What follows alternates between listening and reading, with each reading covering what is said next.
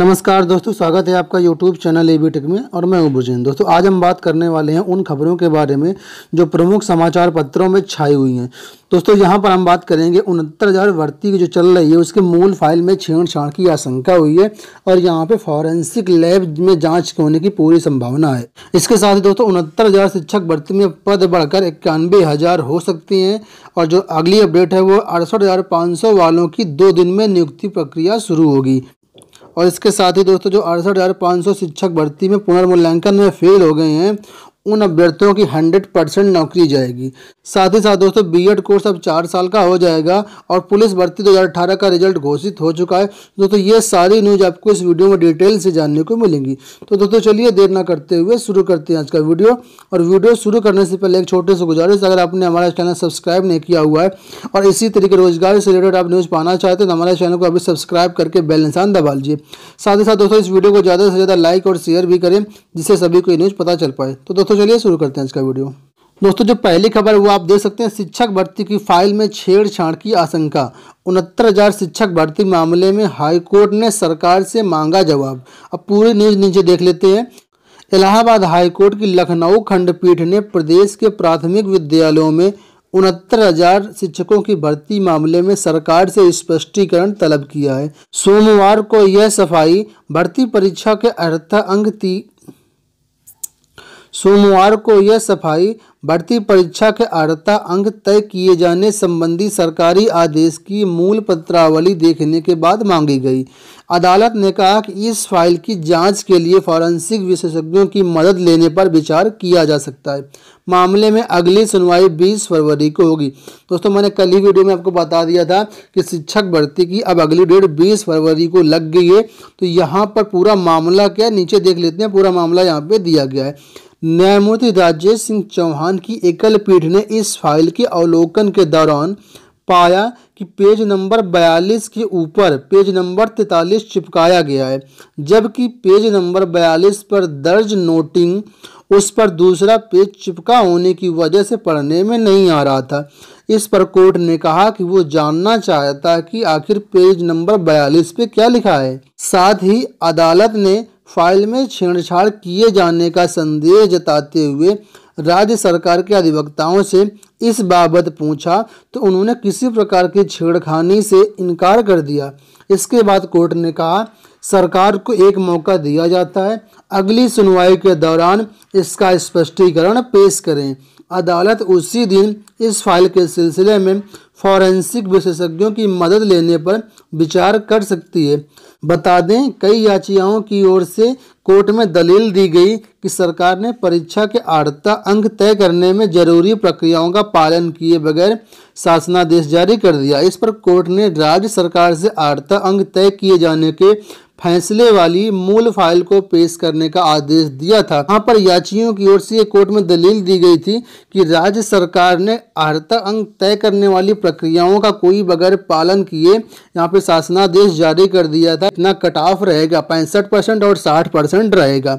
तो सरकार ने वो मूल फाइल मंगा ली, ठीक है। और जब मूल फाइल मंगा ली तो वहाँ पे कोर्ट को ये देखने को मिला कि वहाँ पर 42 नंबर पेज के ऊपर 43 नंबर पेज अलग से चिपकाया गया है। 42 नंबर में क्या लिखा है वो पता ही नहीं चल पा रहा है। इसलिए कोर्ट में जज साहब ने कहा है कि अगर इसकी ज़रूरत पड़ी तो हम 20 फरवरी को इसको फॉरेंसिक लैब से जाँच भी करवाएंगे, ठीक है। वैसे इससे सरकार से स्पष्टीकरण मांगा गया है, ठीक है। यहाँ पे आप देख सकते हैं राज्य सरकार की जो भी बहस है वो पूरी हो गई है। अब सिर्फ याचियों की बहस बची है। वो 20 फरवरी को इस पे अपना पक्ष रखेंगे और हो सकता है 20 फरवरी को ये पूरा फैसला रिजर्व कर लिया जाए अगर ये जांच फॉरेंसिक लैब में नहीं जाती है तब। और दोस्तों दूसरी खबर यहाँ पे आप देख सकते हैं, खाली पदों को 69,000 भर्ती में जोड़ने की मांग। सचिव परीक्षा नियंत्रण प्राधिकारी की ओर से 68,500 शिक्षक भर्ती में दोबारा रिजल्ट जारी करने के बाद अब तक 46,244 पद भर गए। पता होगा जो 68,500 शिक्षक भर्ती हुई थी उसमें पहले फेज में 41,000 कुछ पद यहाँ पे भरे गए थे और दूसरे फेज में अभी जो पुनर्मूल्यांकन का रिजल्ट आया है उसमें 4,000 कुछ यहाँ पे पद फिर से भरे गए जाने हैं, ठीक है। तो इस तरीके से टोटल पद हैं वो 46,244 पद भर जाएंगे फर्स्ट फेस और दोनों फेसों को मिला करके। तो यहाँ पर जो टोटल पद हैं 68,500। तो इस तरीके से जो बाकी पद हैं ये अभ्यर्थी लोग मांग करना है कि इन पदों को 69,000 शिक्षक भर्ती में जोड़ दिया जाए। और इस तरीके से अगर जोड़ दिए जाते हैं पद तो आपको ये भर्ती 91,000 के सापेक्ष मिलेगी और यहाँ पे कुल पद हो जाएंगे 91,256। और दोस्तों आप ये भी दे सकते हैं 68,500 सहायक अध्यापक भर्ती परीक्षा पुनर्मूल्यांकन में असफल अभ्यर्थियों में बड़ा असंतोष। तो जो पुनर्मूल्यांकन का रिजल्ट आया है उसमें सिर्फ 4,688 अभ्यर्थी ही सफल घोषित किए गए हैं। बहुत से ऐसे अभ्यर्थी हैं जो यहाँ पे पहले पास थे, आज वो जॉब कर रहे हैं और इस पुनर्मूल्यांकन में फेल हो गए हैं। तो उनकी यहाँ पे 100% नौकरी जाना तय है। ये आप आर्टिकल में यहाँ पे आप देख सकते हैं, यहाँ पे आप देख सकते हैं साफ साफ लिखा गया है कि पुनर्मूल्यांकन में फेल अभ्यर्थियों की जाएगी नौकरी। शिक्षक पद पर तैनात उन अभ्यर्थी नौकरी जाएगी जो फेल होने के बावजूद पास घोषित कर दिए गए थे। जांच कमेटी ने अपनी रिपोर्ट में लिखा था 53 अभ्यर्थी ऐसे थे जो वास्तव में फेल थे लेकिन उन्हें पास कर दिया गया।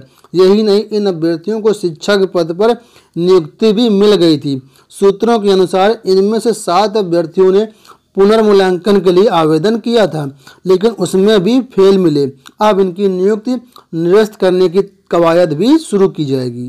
तो यहीं पर एक न्यूज और है कि जो पुनर्मूल्यांकन में जो अभ्यर्थी फेल हो गए हैं, जो अप्लाई किए थे लेकिन वो किसी कारण से पास नहीं हो पाए हैं, तो उन लोगों के हाथ में बहुत ही निराशा लगी है और उन लोगों का कहना है कि कोर्ट के आदेश के बाद भी उनकी कॉपियों का सही तरीके से मूल्यांकन नहीं किया गया। अब वह पुनर्मूल्यांकन के खिलाफ कोर्ट में दोबारा याचिका दाखिल करेंगे। दोस्तों इन लोगों का कहना है कि दोबारा से जो कॉपियाँ जांची गई वो फिर भी सही नहीं जांची गई हैं, इसलिए ये कोर्ट में फिर से केस करेंगे। अगर इनका केस फाइल होता है, रिट याचिका दायर होती है और केस की हियरिंग होती है तो हो सकता है भर्ती कुछ समय के लिए फिर से ठप हो जाए। दोस्तों ये ऐसे लोग हैं जो भर्ती को किसी न किसी तरीके से फंसा रहे हैं। अब लेकिन यहाँ पे कुछ होने वाला नहीं है मेरे हिसाब से, क्योंकि एक बार पुनर्मूल्यांकन हो गया है, अब दोबारा पुनर्मूल्यांकन यहाँ पे नहीं होगा। हो सकता है इसकी याचिका भी खारिज हो जाए।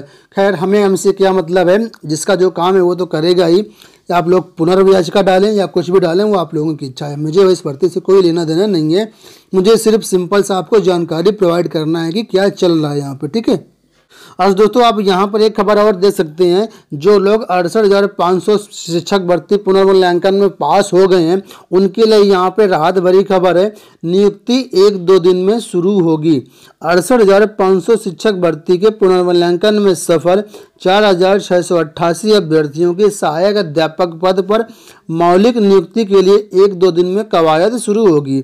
सचिव परीक्षा नियोजन प्राधिकारी अनिल भूषण चतुर्वेदी की ओर से 1-2 दिन में सचिव बेसिक शिक्षा परिषद रूबी सिंह को सफल अभ्यर्थियों की लिस्ट भेजी जाएगी। बेसिक शिक्षा परिषद शासन को जिला आवंटन के लिए प्रस्ताव भेजेगा। शासन से हरी झंडी मिलने के बाद NIC ऑनलाइन जिला आवंटन करेगा।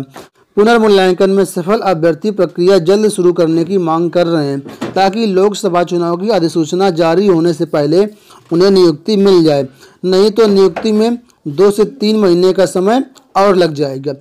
13 अगस्त को पहली बार घोषित परिणाम में सफल 41,556 अभ्यर्थियों को 5 सितंबर शिक्षक दिवस पर नियुक्ति पत्र जारी किया गया था।